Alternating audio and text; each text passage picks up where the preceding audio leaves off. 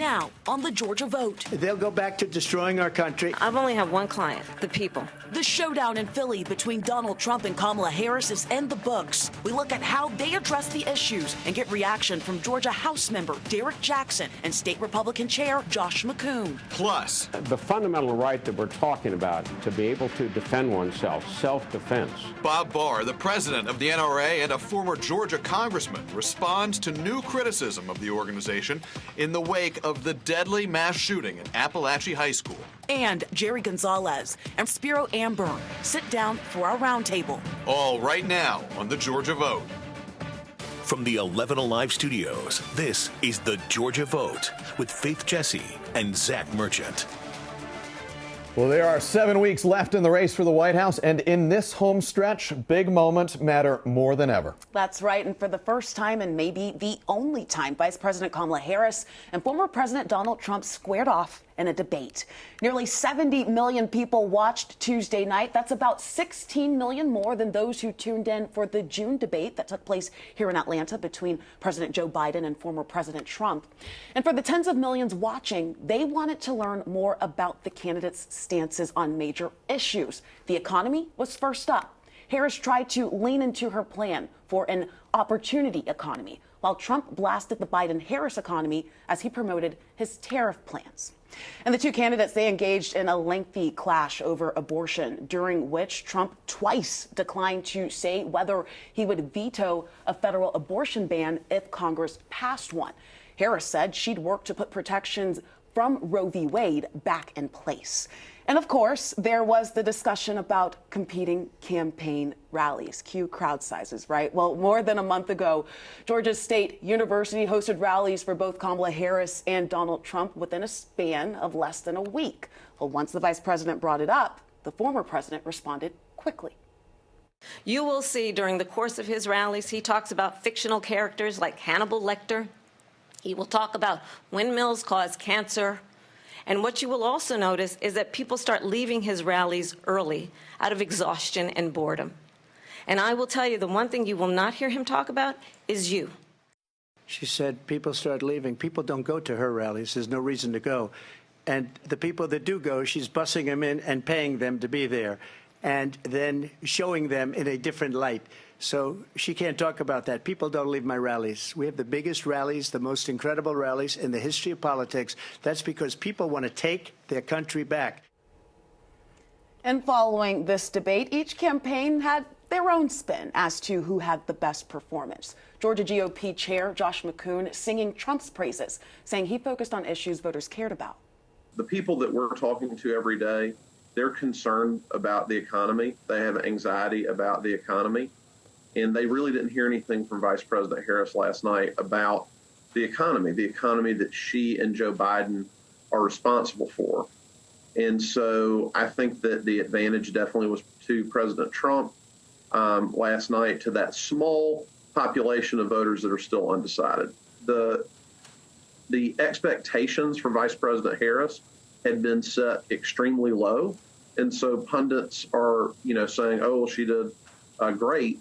But when it comes to the issues that voters wanted to hear, she was very unwilling to engage in a discussion of those issues. She was too busy calling President Trump names and, as you said earlier, trying to bait him into some discussion about things other than the issues. So I actually think President Trump had a very good debate, and I think that's one of the reasons when he was asked immediately following the debate, would he do it again, his immediate reaction was, why? I had a great debate.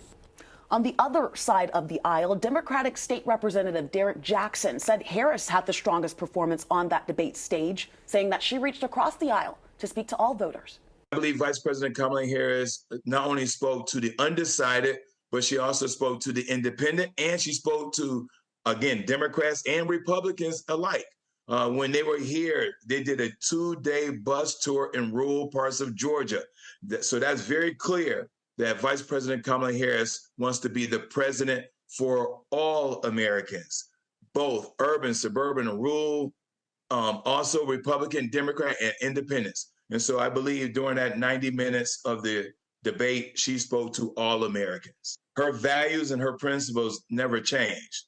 The most refreshing thing to me was that she continues to evolve, as we all should.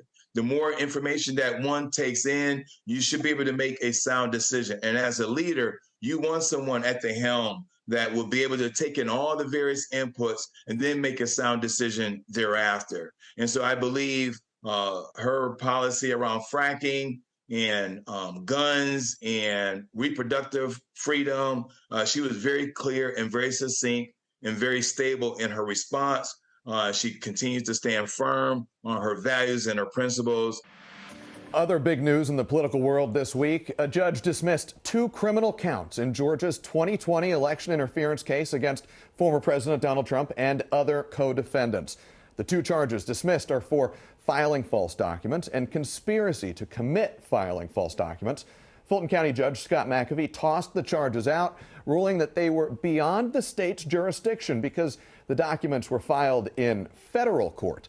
The ruling right now only applies to 2 defendants in the case, neither of whom are President Trump, but it will likely be applied to all of them once a separate appeal is resolved. Meanwhile, on Friday, Fulton County DA Fani Willis skipped a state Senate committee hearing related to the case, despite a subpoena requesting her testimony. The subcommittee also subpoenaed documents related to Willis's relationship with former special prosecutor Nathan Wade, who had helped lead the 2020 election interference case. Willis's attorney, former Georgia Governor Roy Barnes, submitted a filing in Fulton County Superior Court asking for an injunction to block the subpoenas ahead of time, but none was granted, at least so far. No word yet on if the subcommittee will now move to a showdown in court to try and enforce their subpoena. And there is now a policy response from the Georgia Capitol after a shooter killed 4 people at Apalachee High School in Barrow County last week and injured 9 others. Yeah, this is a 5-part proposal coming from Republican House Speaker John Burns. He's calling for a mandatory participation in statewide student mental health and behavior monitoring services, expanded access to medical care for everyone in the state, especially teens and young adults. New systems in place for detecting firearms in school buildings, increased penalties for making terroristic threats against schools, and incentives for people to safely store their firearms, along with completing gun safety training. We discussed the proposal with Democratic State Senator Jason Estes, a former member of the Atlanta Public Schools Board of Education, who says this is a good start, but not enough. This environment that we are in, where parents are sending their children to school each and every day worried about their safety, is not something that is normal anywhere else in the world, and it should not be normal in the United States. So what the Speaker has proposed is a start, but there's so much more we should be doing, especially when it comes to mental health services and to the access of guns. And Governor Kemp and Macon on Thursday said work in the General Assembly will continue on these issues and more. And State Senator Estes, we have that full conversation on 11alive.com. He also talked about Latino voting in Georgia, along with other issues heading to the election. Well, he represented Georgia in Congress for 4 full terms. Now Bob Barr has a new job title, President of the NRA. Coming up, we discuss the current debate over guns. It's been nearly 2 weeks since the shocking events at Apalachee High School. 4 people were shot to death. 9 others were injured. It kept the discussion about gun ownership and access to firearms and school safety in the spotlight. This week, Doug Richards from the 11 Alive political team talked with former Georgia Congressman Bob Barr, who is now the president of the NRA. We've had firearms available in our country to families and groups ever since our country was founded. What we're seeing nowadays, though, is a propensity on the part of individuals to abuse those firearms. And whether it's a young person, like we saw here in Georgia, whether it is a young person, a young man, like we saw shooting at President Trump, that's the problem. Is there a way to argue successfully with you that maybe there are also too many guns? If we're going to say, well, we have too many firearms out there, one could always make that argument. What's changed is the people that are abusing those firearms, and it's a serious problem. In Georgia, there was an effort to require parents with firearms to keep them safely locked away if there were children in the house. Do bills like that make sense to you?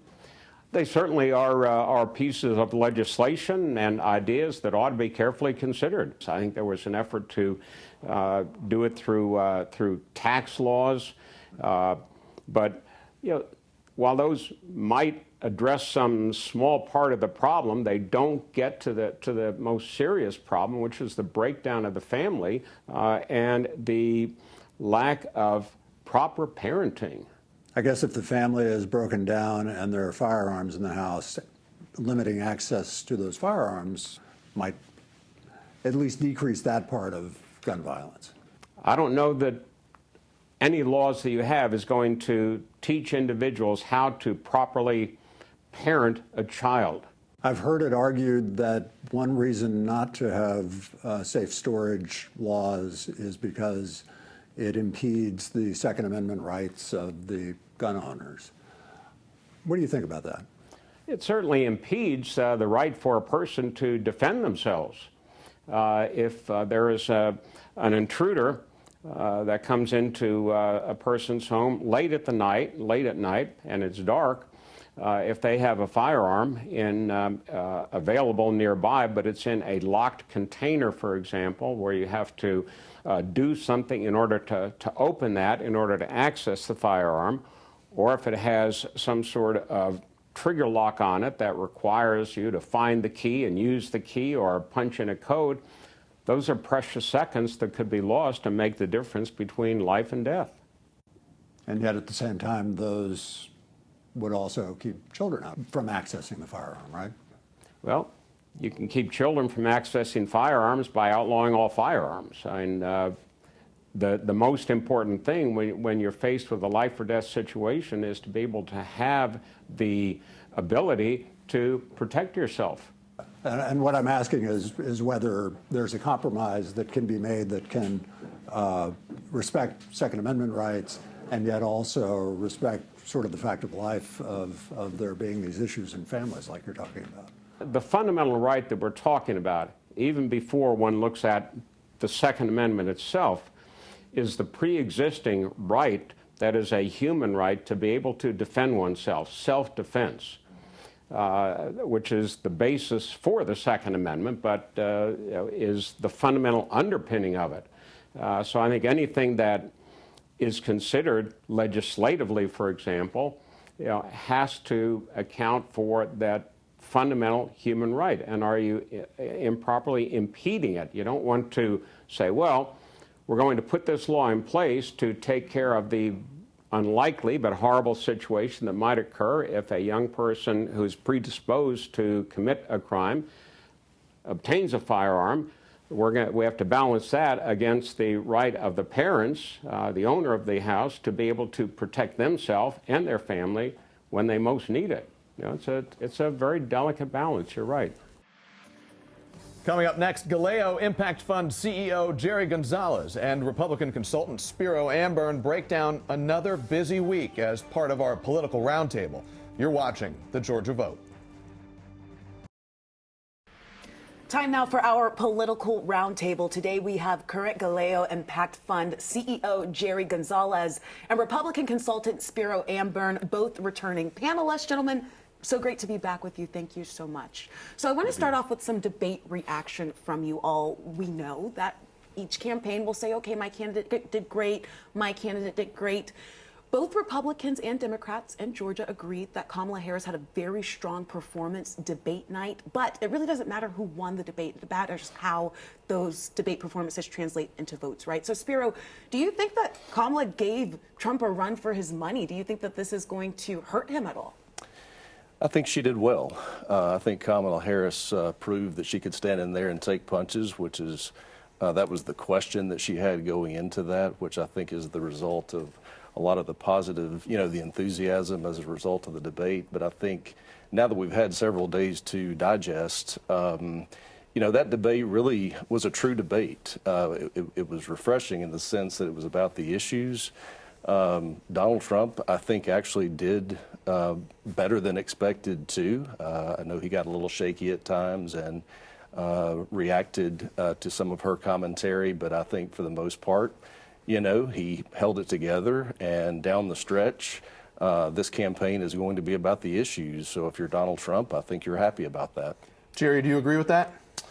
Well, I agree with the fact that Vice President Harris did do a phenomenal job in holding her own at the debate. And in fact, I mean, I think she baited Trump many times. Trump was incoherent, rambling, and looked feeble and weak during the performance. And I mean, talking about eating dogs and eating cats is something extreme and crazy that's really out of the ordinary for most people that are talking about it.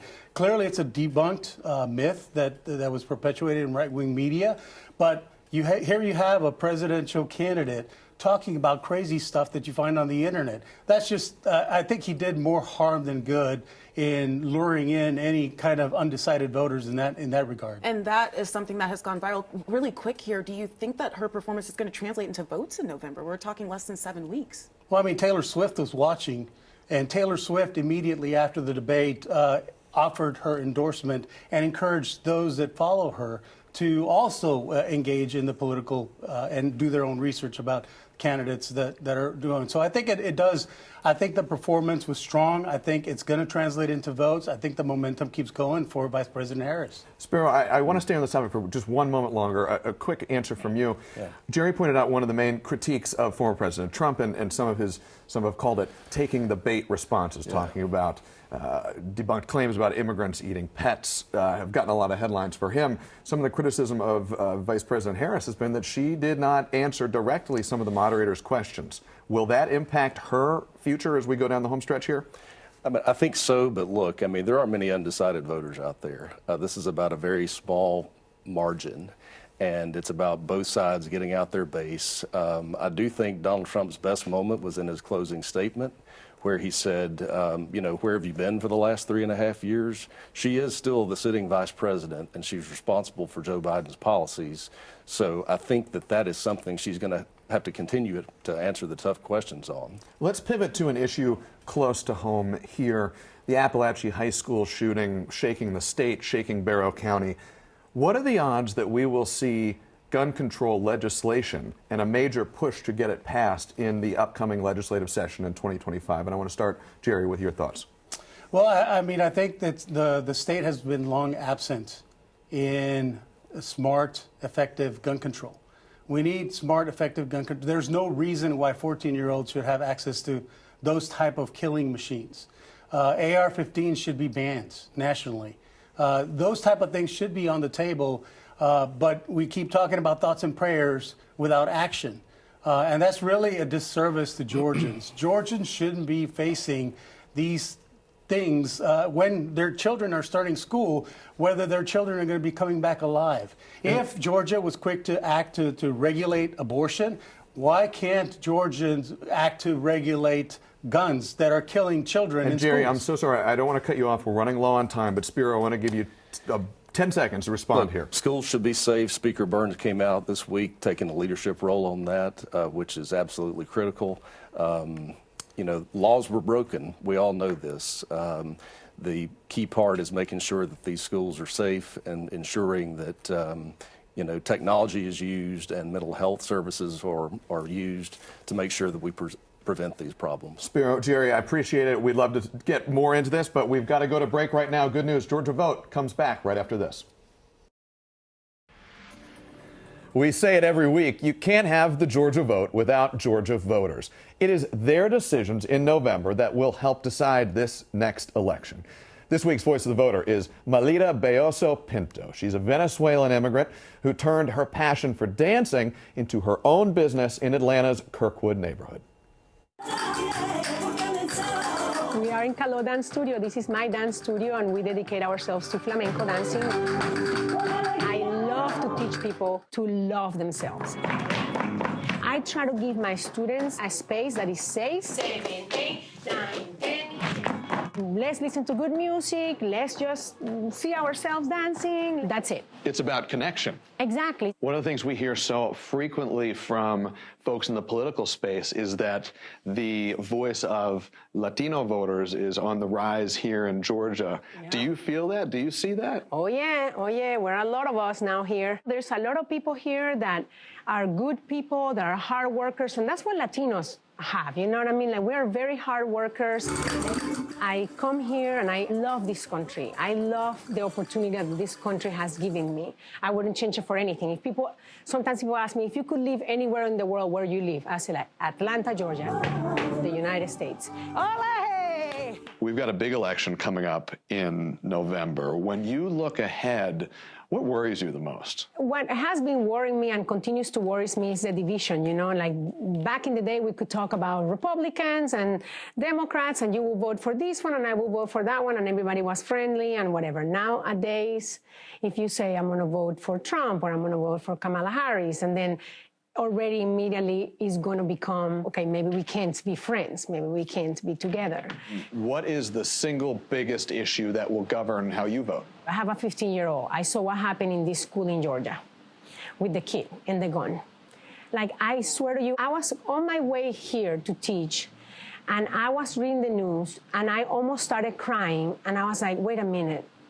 I mean, it affected me more in a way that I didn't even really think I was going to affect me. So I started thinking, my daughter is right now in her school, and these were somebody's kids, and this was somebody's mom and dad and auntie and uncle and whatever. They had a family. I don't want to feel that that could be my kid, because just thinking about it gives me the goosebumps. I'm going like, no.